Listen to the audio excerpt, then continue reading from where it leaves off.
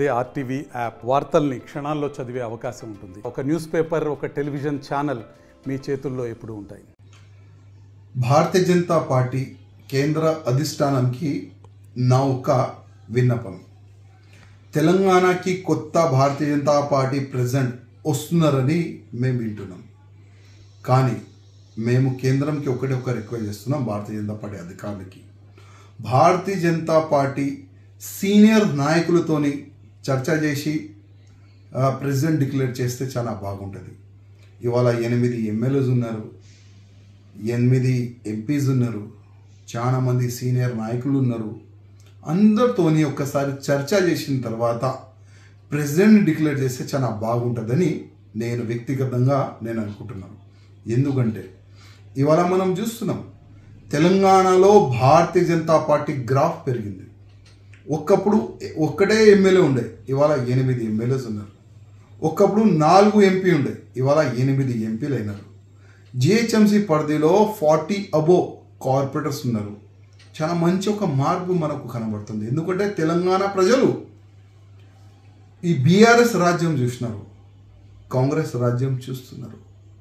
Next ఈ ఇద్దరు వల్ల తెలంగాణకి నష్టమే జరిగింది. ఇది తెలంగాణ ప్రజలు అర్థం చేసుకుంటారు. అందుకోసం నెక్స్ట్ వచ్చేది భారతీయ జనతా పార్టీ గవర్నమెంట్ మన తెలంగాణకి. కానీ తెలంగాణలో భారతీయ జనతా పార్టీ ప్రెసిడెంట్ ఎట్లాంటి ఉండాలి? అగ్రెసివ్గా దేశం పట్ల, ధర్మం పట్ల, సమాజం పట్ల అందరికీ తీసుకొని పోయి అట్లాంటి ప్రెసిడెంట్ని చేయాలని నేను కేంద్ర అధిష్టానంకి వ్యక్తిగతంగా నేను రిక్వెస్ట్ చేస్తున్నా. ఎందుకంటే చాలా మంచి ఒక అవేర్నెస్ ఉంది, మంచి మార్పు ఉంది తెలంగాణ. అట్లాంటి సమయంలో మంచి ప్రెసిడెంట్ తెలంగాణ భారతీయ జనతా పార్టీకి అవసరం. పెద్ద పెద్ద ముఖ్యమంత్రులు అన్నాడు, ఇంకా 12 పర్సనాలిటీస్ వాళ్ళు. రాజశేఖర్తో పెట్టుకుంటే అడ్రస్ ఉండాలని చెప్పేది, కానీ రాజశేఖర్తో కూడా పెట్టుకుంటాను. నీ తలకాయ ఎక్కడ పెట్టుకుంటావు రాజేంద్ర అని అన్నాడు.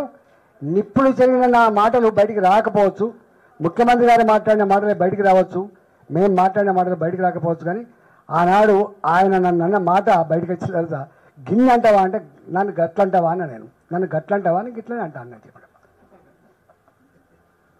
కిరణ్ కుమార్ రెడ్డి గారు మా పార్టీలో ఉన్నాడు. ఒక్క రూపాయి కదా అన్నాడు. నీ అబ్బాయి జాగిర్ అనుకుంటున్నావా, నీ అబ్బాయి జాగిర్ అనుకుంటున్నావా అన్న. నేను మా నవ్వుతో అప్పుడు ఇప్పుడు కలుసుకున్నాం, నవ్వుకుంటాం మేము. Just as a servant of the state mister ముఖ్యమంత్రి, you are not the owner of the state అని చెప్పాను నేను. అట్లా నన్ను పడుకొని నిన్న మొన్న ఒక స్టేట్మెంట్ ఇచ్చాడు, ఫైటర్ కావాలి. ఏ ఫైటర్ కావాలి? స్ట్రీట్ ఫైటర్ కావన్నా? స్ట్రీట్ ఫైటర్ కావన్నా? ఏ ఫైటర్ కావాలి? అరే సందర్భం వచ్చినప్పుడు కుంభస్థలం మీద కొట్టే దమ్మునోడు కావాలి, గుర్తుపెట్టుకో. కుంభస్థలం మీద కొట్టే దమ్మునోడు కావాలి. గట్టిగా చిన్నకి గల్లీలాగి గా స్టేట్మెంట్ పడి వాడు ఫైటరా? ఫైటర్ నీ రాజ్యం, నీ అహంకారం, నీ చేతిలో అధికారం ఉన్నాడు, నువ్వు ఎంత రానోడు గొప్పోడు తప్ప వాడు ఫైటర్ తప్ప వీడు ఫైటర్ కాదు. అందుకని ఇట్లా రకరకాలు ఉంటాయి. మాలాంటి వాళ్ళం ఊరికే మాట్లాడాం, మేము మాలాంటి వాళ్ళు ఊరికే మాట్లాడాం. సందర్భం మాత్రం జయజమ్మతో కొట్లాడే సత్తా ఉన్న వాళ్ళం మేము. ఇవాళ ఈ ముఖ్యమంత్రి కూడా కొట్లాడేది మేము. ఇచ్చిన హామీలు అమలు చేయకపోతే నీ సంగతి ఏంటి బిడ్డ అని చెప్పి కొట్లాడేటువంటి బాధ్యత నాకే ఉన్నట్టుగా నేను భావిస్తున్నా. డెఫినెట్గా పనిచేస్తాను. మరిన్ని వీడియోస్ కోసం ఛానల్ సబ్స్క్రైబ్ చేయండి, లేటెస్ట్ అప్డేట్స్ కోసం వాట్సాప్ ఛానల్ ఫాలో చేయండి, అండ్ లింక్ డిస్క్రిప్షన్ లో ఉంది.